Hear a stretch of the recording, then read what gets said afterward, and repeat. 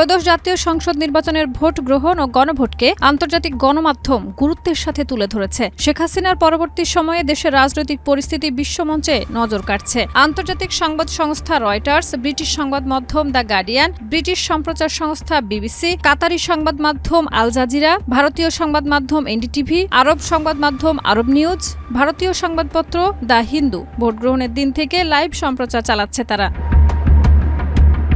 Reuters তাদের প্রতিবেদনের শিরোনামে উল্লেখ করেছে, বাংলাদেশ নির্বাচন লাইভ, তারেক রহমানকে পরবর্তী প্রধানমন্ত্রী ঘোষণা করে বিজয় দাবি বিএনপির। প্রতিবেদনে বলা হয়েছে, নির্বাচন কমিশন চূড়ান্ত ফলাফল ঘোষণা না করলেও প্রাথমিক গণনায় বাংলাদেশ জাতীয়তাবাদী দল বিএনপি একক সংখ্যাগরিষ্ঠ আসনে এগিয়ে রয়েছে। রিপোর্টে উল্লেখ, ২০২৪ সালের গণ-অভ্যুত্থানের পর দেশের প্রথম গণতান্ত্রিক পরীক্ষা, যা দীর্ঘদিনের রাজনৈতিক অস্থিরতার পর ক্ষমতার ভারসাম্যে বড় পরিবর্তনের ইঙ্গিত দিচ্ছে।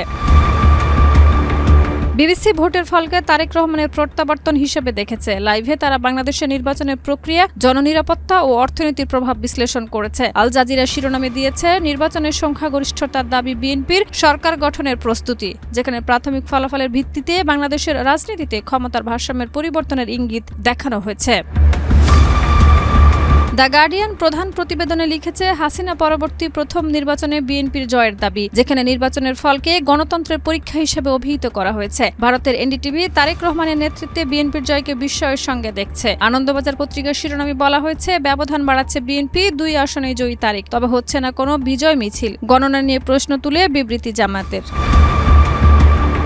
পাকিস্তানের প্রধান সংবাদ মাধ্যমগুলোর প্রতিবেদনেও বাংলাদেশের নির্বাচনের খবর গুরুত্বের সাথে প্রকাশিত করা হয়েছে। বিশ্লেষকরা মনে করছেন, এই নির্বাচন শুধু দেশের রাজনৈতিক অবস্থা নয়, দক্ষিণ এশিয়ার রাজনৈতিক স্থিতিশীলতা এবং আন্তর্জাতিক সম্পর্কের ক্ষেত্রে প্রভাব ফেলবে।